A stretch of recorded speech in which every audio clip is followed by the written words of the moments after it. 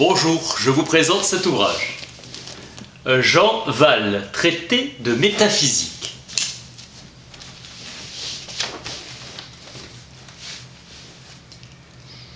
La fonction d'un traité est de donner aux problèmes classiques des solutions ordonnées, un traité révolutionnaire étant inconcevable.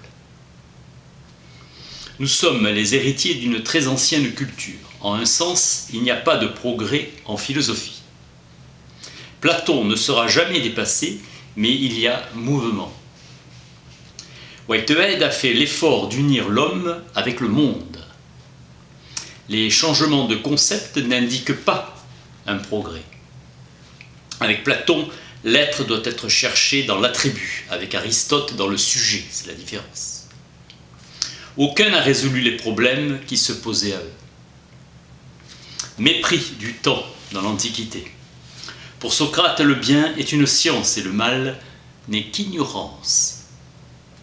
Pour Platon, le temps est l'image fuyante de l'éternité. Descartes a été un purificateur et a permis l'essor de la science. Maintenant, l'esprit et la liberté. C'est l'échec de la philosophie du Moyen-Âge qui a conduit à Descartes. L'échec de ses disciples nous mène à Kant, pour qui la matière des sensations est inconnaissable. Locke et Hume font attention aux sensations. Le rationalisme fera la liaison entre les objets. L'argument de Hegel se fonde sur une conception du langage. La philosophie de Heidegger insiste sur le fait que l'homme est essentiellement être dans le monde, qu'il ne peut pas être séparé du monde. Commentaire de Kojève qui reste une différence entre le sujet et l'objet dont on ne peut rendre compte qu'un réalisme métaphysique.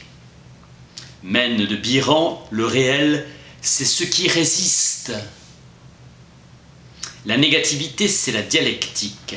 Chaque période de l'histoire a sa propre interprétation des grands philosophes. Platon élabore une conception par laquelle l'essence du réel se voit dans la puissance d'action à partir du Parménide et unification des deux mondes, idées d'abord divisées.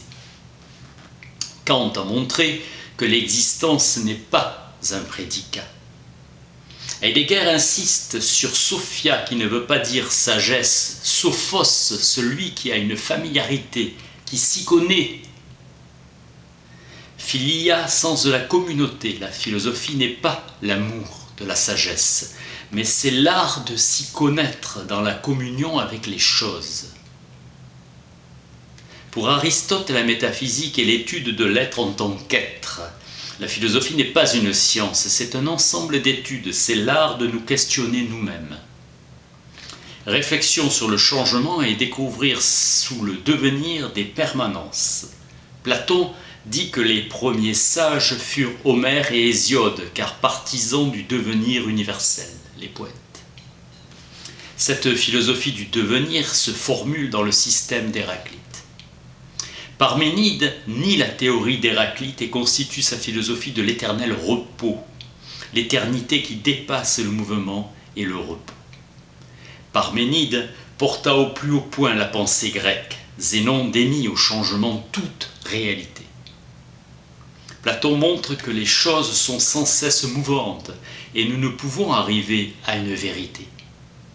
Pour que le discours, le logos, soit possible, il faut quelque chose de stable. La science, dit Meyerson, est avant tout recherche de la permanence et de l'identité. Leibniz est le premier à intégrer le mouvement et le changement dans sa doctrine, totalité d'une vision spirituelle. Hobbes, Galilée mettent en lumière l'idée de l'élément infinitémal de force, le conatus, présent à tous les moments du changement. Pour Hegel, l'univers tout entier n'est que développement de l'idée. L'histoire est essentielle à l'idée. Les bouddhistes se meuvent dans l'idée de néant. Avec Bergson, le devenir en lui-même est saisi comme un absolu. Le devenir substance même de l'univers, c'est le changement qui est l'étoffe des choses. Heidegger dit que l'essence de l'être peut être aperçue seulement à partir de l'horizon du temps. Nous revenons au point de départ héraclitéen. Kant montre que la catégorie de substance est nécessaire pour concevoir le changement. Merleau-Ponty, c'est le temps objectif qui est fait de moments successifs. L'idée de devenir nous apparaît comme le produit d'une abstraction. Parménide, ennemi du devenir, on trouve l'idée de continuité. Descartes, par sa conception de la création continuée, qui est au fond création discontinue, établit une discontinuité du temps en insistant sur la continuité de l'espace. Kierkegaard insiste sur la discontinuité dans la vie mentale, saut qualitatif par lequel on va d'un stade à un autre de la vie. Thèse de Bergson où la durée et le mouvement sont des indivisibles. Husserl, Sartre pensent que le moment fondamental n'est pas l'avenir, mais le présent. Chez Bergson, le devenir est l'élan. Kojève, un fait humain est avant tout désir et décision. Projet. Le temps et par là même le changement est irréversible. Il paraît aller du passé vers l'avenir, mais dans les états intermédiaires comme le rêve, il va du présent vers le passé. Échappant à nos prises, nous avons l'impression que le temps va en arrière. Kierkegaard écrit que l'effort doit être d'unir l'enfance, la maturité et la vieillesse, et de dépasser par là même le temps, contemporanéité entre nous et Dieu. Nous avons à devenir notre être et à notre être devenir. Hegel, Alain, Sartre montrent que nos œuvres sont des liens entre nous-mêmes et nous-mêmes, affirmation par nous-mêmes de notre être, idée nietzschéenne de l'amour du destin, amor fati. Rapport transcendant de soi-même à soi-même, être fort pour tirer de notre action intense au milieu d'un monde absurde une joie. Désignation de ce qui dans le devenir dépasse le devenir, Whitehead.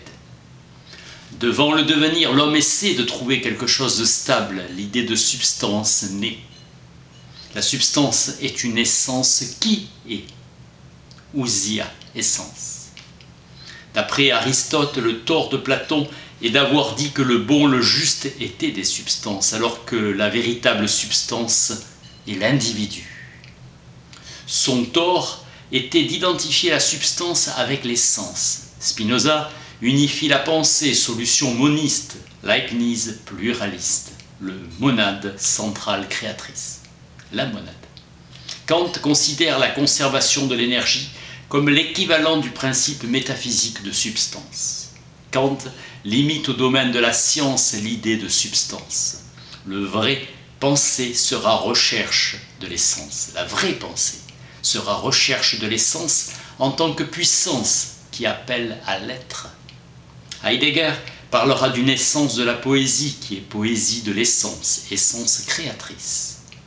L'essence, dit Hegel, c'est la négation radicale de l'immédiat et du donné, c'est la médiation absolue. Pour Heidegger, l'essence, c'est la présence, ou, suivant l'interprétation de Biro, l'apparition, l'avènement. L'essence de l'homme est liée à l'essence de la temporalité. Pensée de Platon, où il y a une génération vers l'essence, il y a des essences devenues essences existantes. Existence pleine d'essence. Aristote définit la philosophie première comme l'étude de l'être en tant qu'être. Il importe de montrer que Dieu est bien créateur de quelque chose de réel. Le créé a bien une réalité distincte de celle du créateur. L'être, c'est ce dont l'acte est d'être. Pensée de Duns Scott, qui accorde l'importance à l'unité de l'existence et de l'essence en Dieu. Dans les choses divines, l'existence est tirée du concept de l'essence. Avec Descartes, Dieu est pensée infinie et il est inséparablement volonté ou liberté. Avec Wolff, en Dieu, essence et existence coïncident.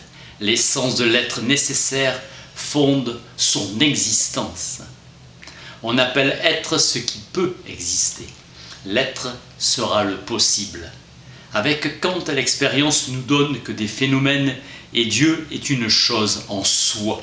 Hegel nous dit qu'il ne peut rien y avoir pour la pensée qui ait moins de contenu que l'idée d'être, si ce n'est l'existence sensible extérieure. Il nous montre l'esprit allant naturellement de l'idée d'être à l'idée de néant. Pour Platon, ce qui est, c'est avant tout l'être intelligible. Dans la pensée de Gabriel Marcel, l'être est un point de départ et n'est jamais un point d'arrivée. Chez Spinoza, les accidents dérivent nécessairement de la substance, le mode. Socrate a montré que si on nie la possibilité de l'erreur, on nie par là même la possibilité de la vérité. L'existence de l'erreur implique l'existence de la vérité et l'homme n'est pas, comme le disait Protagoras, la mesure de toute chose. Avec Spinoza, l'erreur n'existe que quand nous transformons ce qui est vrai d'un point de vue partiel en une vérité absolue.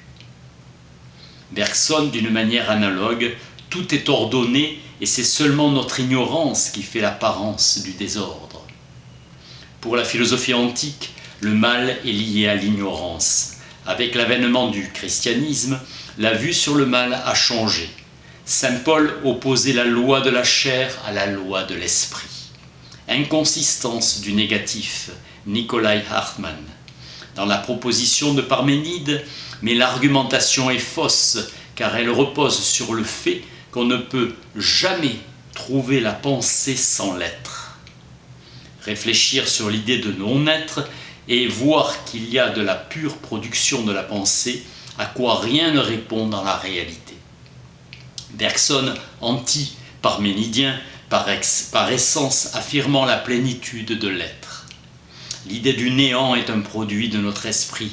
Le néant, c'est l'altérité. Et Spinoza dira que toute détermination est négation. Platon a dit que pour déterminer une idée, il faut dire qu'elle n'est pas telle autre idée. Le néant produit de la négation. Le non-être est admis par Sartre. Le néant se rencontre et nous rencontre dans l'angoisse. Pour Sartre, le néant est la possibilité permanente du non-être, phénomène de l'angoisse, vertige devant la liberté. Chez Aristote, la relation s'ajoute à un terme, de façon à l'unir à un autre terme. Pour Hegel, il n'y a rien qui soit isolé.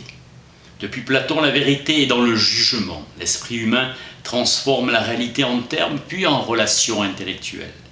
Zénon argumente contre l'existence de l'espace. S'il y a un lieu, il est en quelque chose. S'il est en quelque chose, il y a un lieu. À l'infini, donc, il n'existe pas.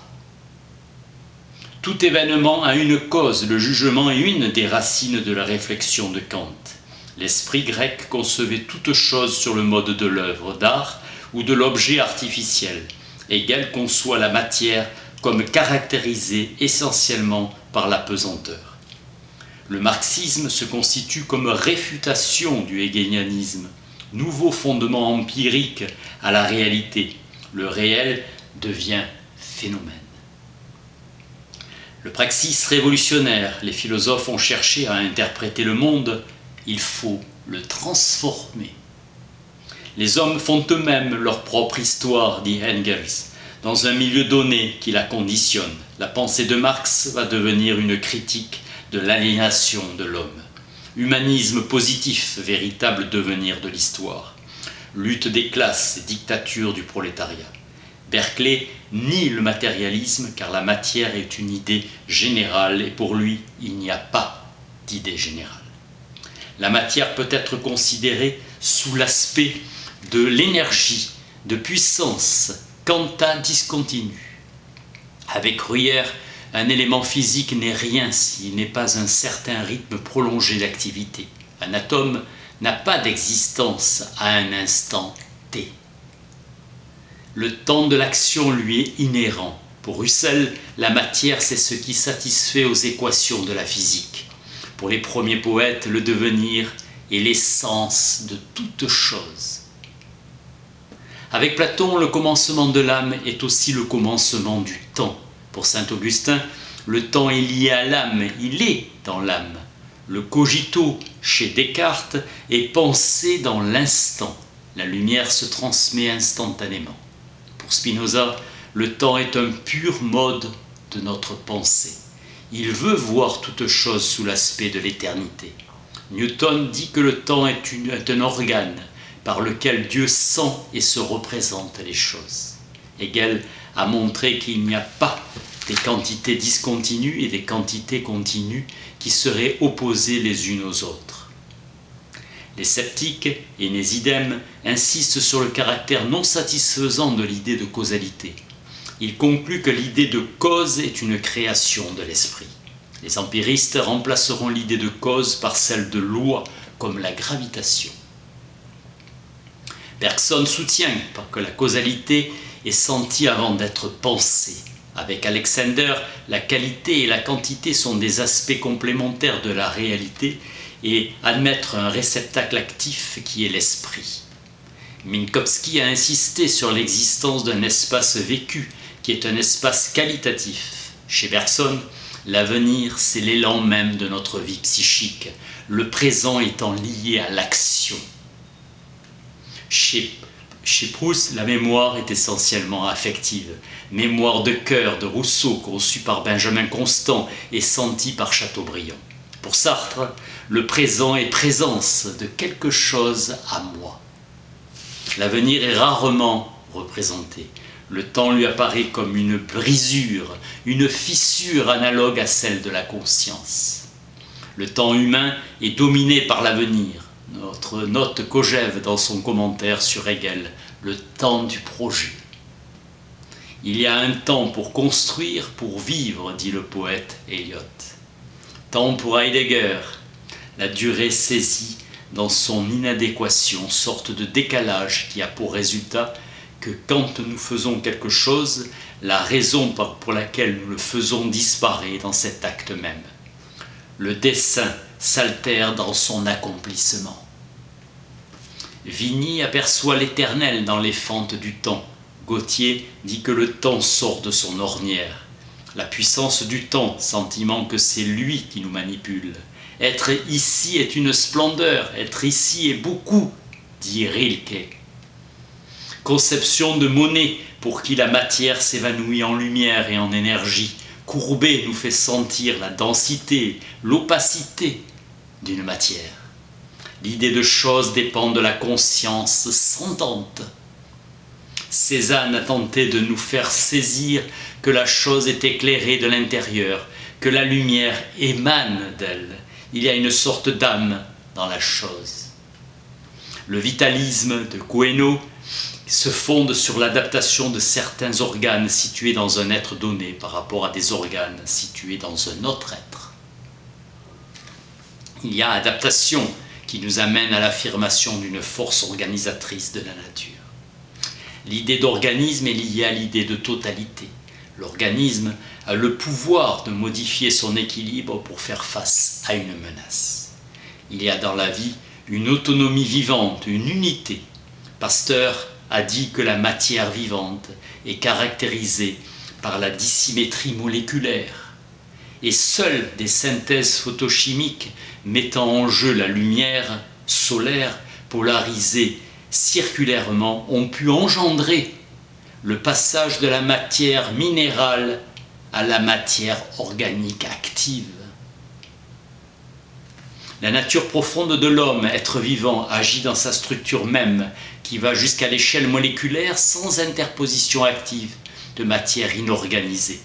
Whitehead nous dit que chaque nouvelle rapproche les sciences des mondes qu'elles décrivent. Schopenhauer insiste sur l'idée que la vie est toujours espérance d'un état meilleur. Espérance pour lui toujours frustrée. Idée de Spinoza pour qui la philosophie est méditation de la vie et non de la mort. La tragédie antique n'a fait que prendre la succession des cérémonies religieuses. Le travail est insertion de l'homme dans le monde et transfiguration de ce monde. Logos signifie parole et raisonnement. Platon définit la pensée comme un dialogue de l'âme avec elle-même. Idée présente chez saint Anselme qui dira que Dieu est la vérité suprême, subsistante par soi. C'est en Dieu que nous connaissons les vérités éternelles. Une vraie définition pour Spinoza est celle qui nous montre la genèse du défini, une définition génétique. Pour Marx, il faut tenir compte du sujet et de l'objet.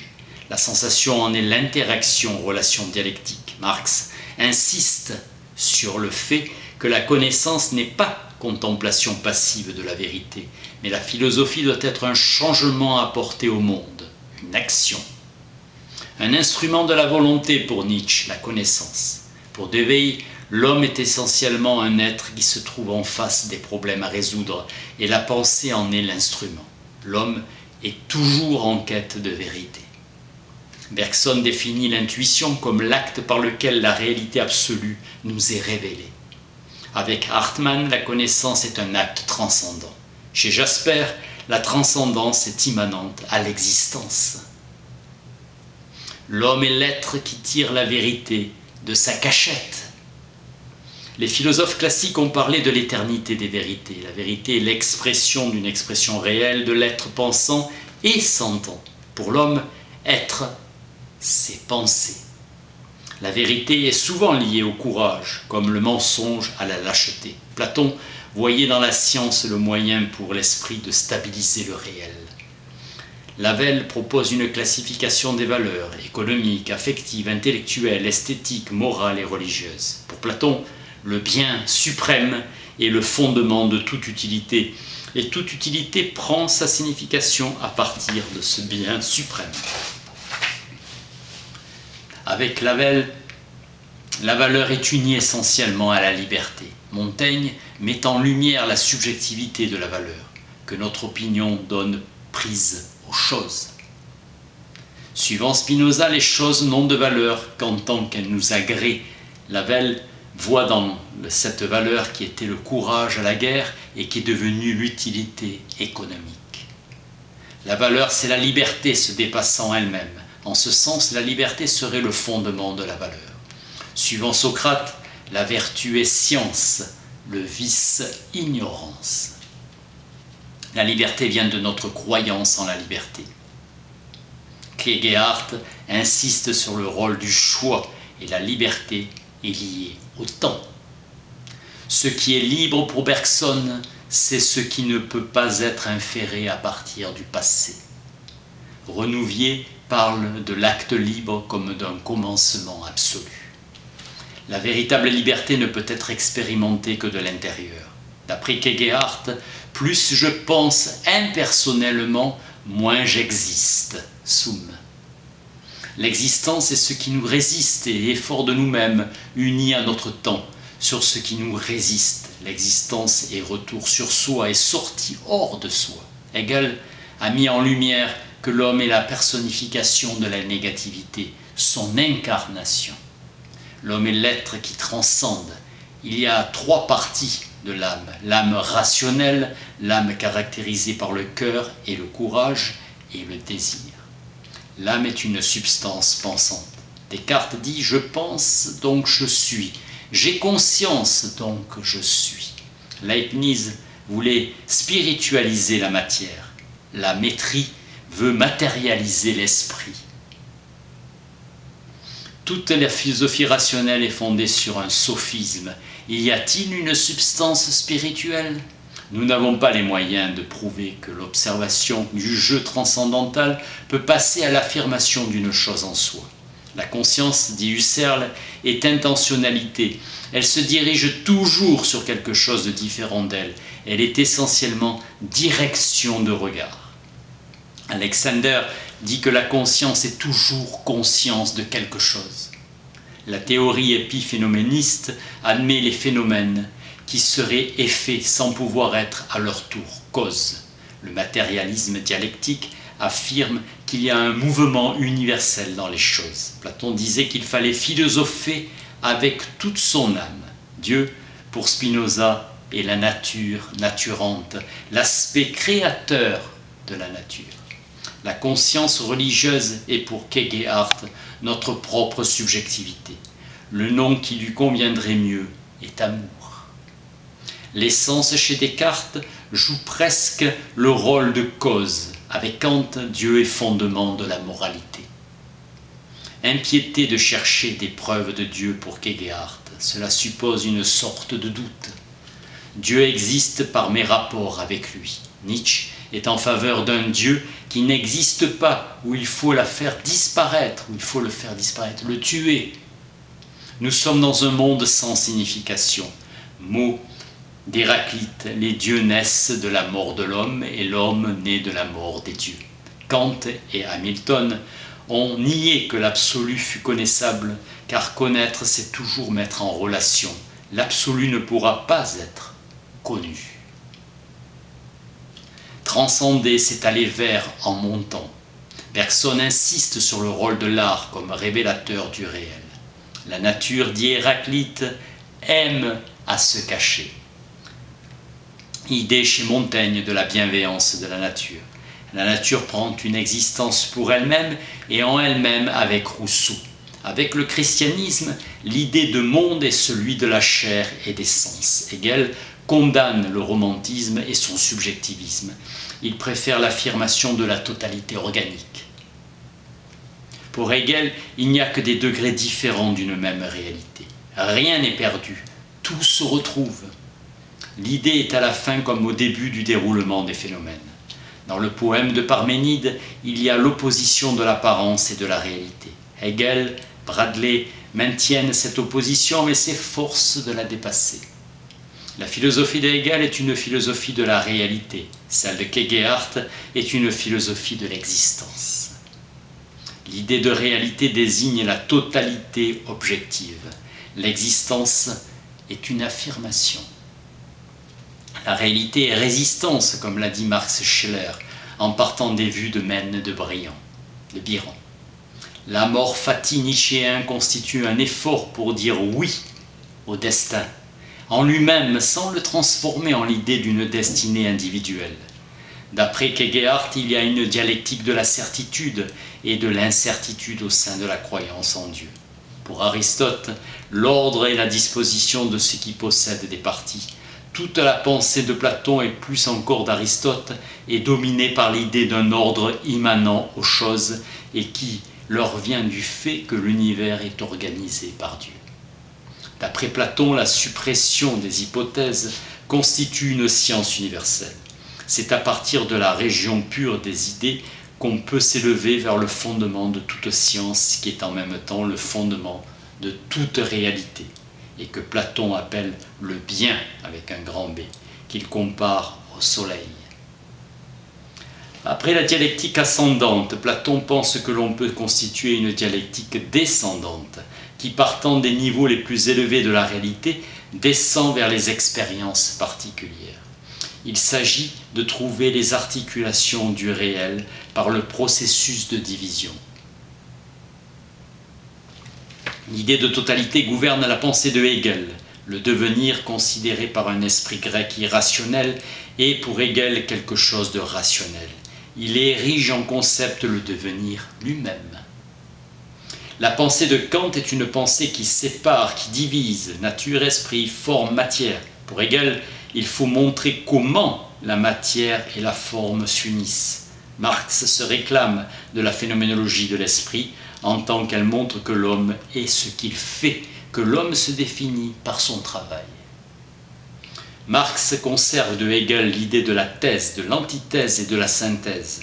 L'idée n'est pas autre chose que la matière, mais c'est la matière transformée dans le cerveau humain. Pour Pascal, le christianisme apparaît comme une union des contraires. Le temps de Kierkegaard est essentiellement dirigé vers l'avenir. Comme Nietzsche, il pense qu'en plaçant l'homme devant quelque chose de terrible, on peut exalter infiniment l'homme. C'est parce que l'esprit humain veut se saisir du réel et que ce réel n'est pas facilement étiquetable, que cet esprit va d'une théorie à une autre, avec des approfondissements, jeu du va-et-vient d'une idée à une autre. Heidegger part de l'idée finale de Husserl, où les essences sont essences vécues, pour montrer que la philosophie doit être non pas contemplation d'essence séparée de l'existence, mais étude de l'essence de l'existence qui est l'existence elle-même. D'une philosophie de l'essence, on passe à une philosophie de l'existence. La dialectique n'est pas l'explication finale, il y a une explication de la dialectique elle-même par la présence de la réalité. L'esprit humain s'efforce d'aller vers le réel, mais le réel se refuse à cette entreprise de l'esprit. La dialectique est un chemin, idée de dia à travers. La dialectique est une voie plutôt que point de départ ou d'arrivée, effort vers une saisie de la réalité.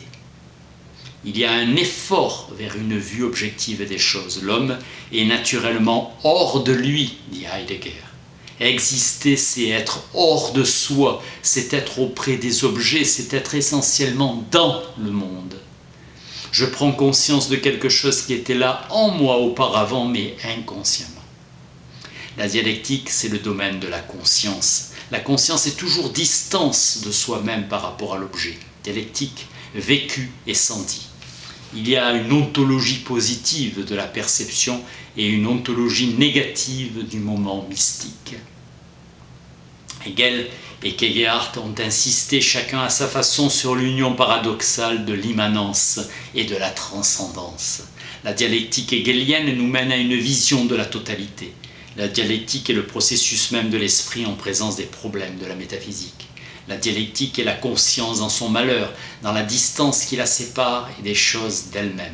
Notre destinée est peut-être de faire de ce malheur notre bonheur. La raison naît du triomphe sur la non-raison et la non-raison du triomphe sur la raison. Aristote parlait d'entéléchie, d'être complètement en acte. L'absolu et le transcendant sont les points extrêmes de la pensée où elle atteint ses propres limites. Ce que D.H. Lawrence appelait le Dieu sombre. La philosophie est attitude de questionnement plutôt que de réponse. Elle est le mouvement qui va de la réalité vers l'extase. En présence des choses, nous éprouvons une plénitude. Nous ne séparons plus l'intérieur et l'extérieur, l'infini et le fini. Et le dialogue incessant en arrive à sa conclusion dans le silence.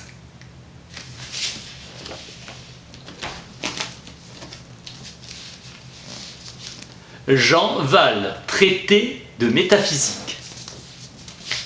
Merci.